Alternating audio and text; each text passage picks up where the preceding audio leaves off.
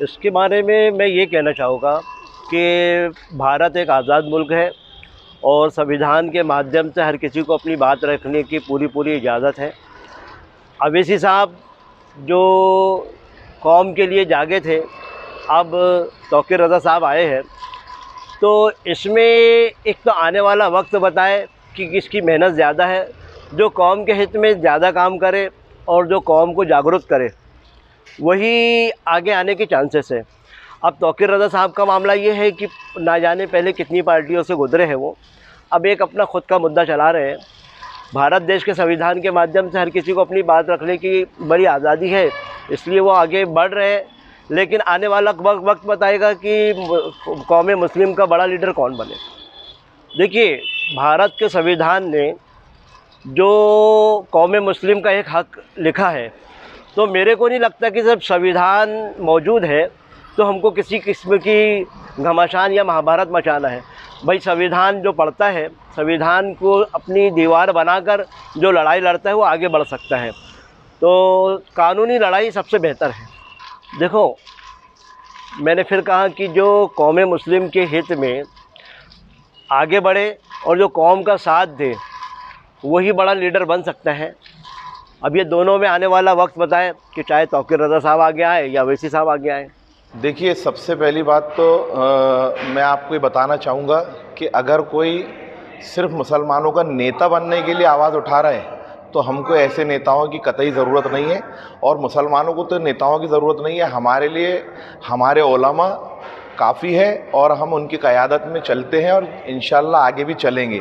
देखिए, अगर हमारा मुल्क जो हिंदुस्तान है, ये यहाँ पर हर समाज हर वर्ग के लोग रहते हैं और आपसी भाईचारे के साथ में हम लोग रहते हैं। और अगर हमारे बीच में कोई भड़काऊ भाषण देकर अपने आप को मुसलमानों का नेता बनाने की कोशिश कर रहे हैं, तो ऐसे नेताओं को मुसलमान अपना नेता कभी नहीं, ना पहले कभी मानते थे, ना आज मानते, ना भविष्य में कभी मानेंगे। हम तो उसको अपना नेता मानेंगे जो सबको साथ लेकर चले, वो चाहे मुसलमानों की जायज़ आवाज़ हो, चाहे वो हमारे जो दलित समाज के भाई लोग हैं उनकी जायज़ मांगे हो, या अन्य पिछड़ा वर्ग या जो मजलूम लोग हैं, जो इन सब की आवाज़ बनेगा, जो भाईचारे के साथ काम करेगा, मुल्क को जोड़ने की बात करेगा, वो हमारा नेता कहलाएगा, वो हमारी आवाज़ कहलाएगा। देखिए, मुसलमानों का बड़ा नेता, मैंने इससे पहले भी कहा कि वो ही बनेगा जो काम करेगा। और अगर चुनाव को सामने रखकर ये लोग अगर अपने आप को मुसलमानों का नेता मान रहे हैं, तो मुसलमान इनको अपना नेता नहीं मानते, क्योंकि मुसलमानों को चुनाव से कोई लेना देना नहीं है। ना ही मुसलमान, मैं सिर्फ मुसलमानों की बात नहीं कर रहा हूँ, इस देश के अंदर बसने वाले हर नागरिक की बात करो। हमको विकास चाहिए, नौजवानों के लिए रोज़गार चाहिए, बच्चों के लिए एजुकेशन चाहिए, मकान चाहिए गरीबों के लिए। ये तमाम समस्याओं के समाधान के लिए जो हमारी आवाज़ उठाएगा, वो फिर चाहे किसी भी वर्ग का हो, वो हमारा नेता कहलाएंगे। देखिए, मुसलमानों के लिए छोटा नेता या बड़ा नेता ये मायने नहीं रखता है। मुझे नहीं लगता कि मुसलमानों के लिए कोई नेता खड़ा होता है। मुसलमान के आज जो हालात बद से बदतर होते जा रहे हैं, उसके लिए नेता ही जिम्मेदार है। इसमें छोटा और बड़ा होने का कोई सवाल ही नहीं पैदा होता। कहीं ना कहीं हर नेता अपनी राजनीतिक रोटियां सेकता है, अपना मुफाद देखता है, अपना फ़ायदा देखता है और अपना ही वर्चस्व बढ़ाने में लगाता है। उससे कौम को कोई लेना देना, उससे कोई मतलब नहीं होता। उससे कौम से, कौम कहीं भी जाए, कौम का कितना भी बेड़ा गर्क हो, उससे कोई फ़र्क नहीं पड़ता। तो मुझे नहीं लगता कि कोई छोटा या नेता बड़ा या छोटा बनने से कोई बहुत बड़ा मसला हल होने वाला। मुसलमानों की जहाँ बात आती है, तो कहीं ना कहीं मुसलमानों को ही पहल करना होगी। जब तक कौम नहीं जागेगी, जब तक कौम के लोग बेदार नहीं होंगे, तब तक मुसलमानों का भला होना मुझे नहीं लगता कि पॉसिबल है। देखिए, कहीं ना कहीं असदुद्दीन ओवैसी साहब की जो छवि एक बनी है, आप उसे कितना भी पॉलिश कर लीजिए, उसमें कोई फ़र्क नहीं पड़ना है। क्योंकि आज छोटे से लेके बड़े तक सबके दिल में एक जहन के अंदर एक असदुद्दीन ओवैसी साहब की छवि कंप्लीट बनी हुई है। वो जानता है एक आम आदमी के असदुद्दीन ओवैसी की छवि किस टाइप की है, उनके भाषण किस तरह के होते हैं, या उन्होंने कौम के लिए क्या किया है क्या नहीं किया, हर कोई जानता है, उसे बताने की ज़रूरत नहीं है। अब बात करते हैं तौकीर रज़ा साहब की। तौकीर रज़ा साहब एक आलिम दीन थे। कई प्रकार की राजनीति उन्होंने की है, बहुजन समाज की राजनीति उन्होंने की है, अन्य दूसरे अन्य पार्टियों के अंदर भी उन्होंने राजनीति की है। ठीक है, अगर आगे बढ़े हैं तो हम कोई प्रॉब्लम नहीं है, लेकिन नेता बनना है या मुसलमानों का मसीहा बनना, ये बड़ा मसला रहता है। ऐसा कोई मसला नहीं है। आज की तारीख में तो मुसलमानों का कोई नेता नहीं। मैं पहले भी बोल चुका हूँ कि मुसलमानों का हाल पहले से बदतर हुआ है और इसके सारे जिम्मेदार सभी पार्टियों के नेता हैं। मैं किसी एक अन्य पार्टी की बात नहीं कर रहा, सभी पार्टियों के मुस्लिम नेता जिम्मेदार हैं, क्योंकि मुस्लिम नेताओं ने सिर्फ अपना वर्चस्व बढ़ाने की कोशिश की, मुसलमान कौम की तरफ कभी भी ध्यान नहीं दिया है। देखिए, जब भी हिंदुस्तान की सियासत गरमाई है, किसी ने अपना हुनर आजमाया है। तौकीर रज़ा एक वरिष्ठ जो है नेता है और असदुद्दीन अवैसी जो है MIM के बैरिस्टर और एक प्रेसिडेंट है। वो अपनी छवि एक लीगल तौर पर हिंदुस्तान में ज़ाहिर करते हैं मुस्लिम पक्ष के लिए, और तौकीर रज़ा अपने बयानों से मशहूर है। मैं कुल मिलाकर ये कहना चाहूँगा कि असद साहब जो है एक लीगल तौर पर मुस्लिमों के लिए फ़ाइट करते हैं और तौकीर रज़ा जो है वो एक सियासी एतबार से मुस्लिमों के लिए फ़ाइट करते हैं। जबकि अगर दोनों को देखा जाए तो दोनों मुस्लिम समाज के लिए लड़ रहे हैं। तौकीर रज़ा भी मुस्लिम समाज के लिए लड़ रहे हैं और असदुद्दीन अवैसी भी मुस्लिम समाज के लिए लड़ रहे हैं, लेकिन दोनों अपना अपना सियासी प्लेटफॉर्म के खड़े हैं और दोनों ये चाहते हैं कि मैं मुस्लिम पक्ष का रहनुमा बनूं और तौकीर रज़ा ये चाहते हैं कि मैं मुस्लिम पक्ष का रहनुमा बनूं। जबकि दोनों अपने बयानों में माहिर है, दोनों अपने हुनरों में माहिर है। लेकिन हिंदुस्तान की सियासत बड़ी अजीब चीज़ है। आने वाले वक्त में तय ये होगा, जनता ये तय करेगी, अल्पसंख्यक ये तय करेंगे कि हमारा नेता और हमारा रहनुमा कौन है, या तो असदुद्दीन अवैसी है या तो तौकीर रज़ा है। तौकीर रज़ा का खुलकर आना सियासत में असदुद्दीन अवैसी के लिए एक कहीं ना कहीं रोड़ा बन रहा है। तो असदुद्दीन अवैसी एक लीगल लीडर है, तो वो तौकीर रज़ा को ये जो महाभारत शब्द यूज़ हुआ है, तौकीर रज़ा ने बोला है कि मैं महाभारत करूँगा मुस्लिम समुदाय के लिए, तो असदुद्दीन अवैसी को कहीं ना कहीं अपनी राजनीति पर खतरा मंडलाते हुए दिख रहा है। तो जो असदुद्दीन अवैसी है वो कहीं ना कहीं अपने विवादित बयान को कम करेंगे और मुस्लिम पक्ष में प्रेम भाव से अपनी बात रखेंगे ताकि तौकीर रज़ा को वो सियासी प्लेटफॉर्म अपनी तरीके से ख़त्म कर सके। देखिए, जब चुनाव आया, इस मुल्क के हिंदुस्तान की सियासत बेइंतहा तरीके से गरमाई है और सभी ये चाहते हैं कि मुस्लिम नेता मैं बनूं, मुस्लिम नेता मैं बनूं। लेकिन मसला ये है कि जनता जिसके ऊपर भरोसा करती है, जो जनता हितैषी पक्षों के ऊपर लड़ाई करता है, हम आए दिन देखते हैं कि असदुद्दीन अवैसी जो है पार्लियामेंट में लगातार मुस्लिम पक्षों के लिए लड़ते रहते हैं, जबकि तौकीर रज़ा साहब सिर्फ बयान देकर हट जाते हैं। तो कहीं ना कहीं असदुद्दीन अवैसी साहब की छवि अल्पसंख्यक में बेहतर है।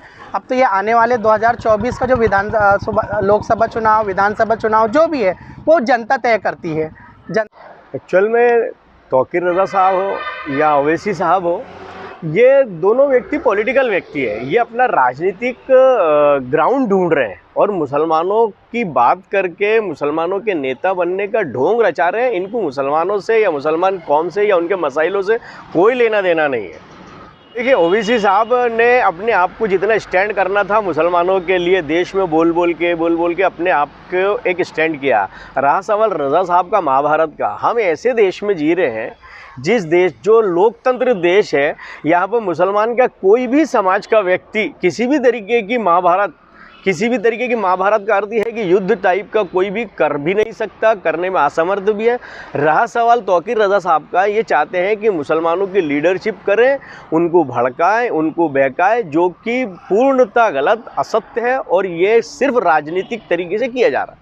नहीं, मुसलमानों का बड़ा नेता, मतलब सर्वमान्य मुस्लिम नेता अगर कोई इस देश में गुजरा है क्या, तो ये समझ के चलो मौलाना अबुल कलाम आज़ाद, जिन्होंने देश के मुसलमानों की दिशा और दशा दोनों को तय किया था। उसके बाद मुस्लिम रहनुमाई के नाम पर सारे लीडर राजनीति करते हैं, सब अपना घर भरते हैं और केवल अपने आप को स्थापित करने के लिए मुस्लिम धर्म का नाम लेकर अपने आप को साबित करने की कोशिश करते हैं, बाकी और कुछ नहीं है। देखिए, अभी तक तो जो हमारा तजुर्बा रहा कि अवैसी मुसलमानों की आवाज़ उठाने के नाम पर हर जगह उन्होंने मुसलमानों का ही नुकसान किया है। जैसे वो पहले बिहार गए, यूपी गए, और आप बहुत दूर जाने की ज़रूरत नहीं है, मुसलमानों की आवाज़ उठाते बुरहानपुर में उन्होंने मुसलमानों की आवाज़ ही बंद कर दी।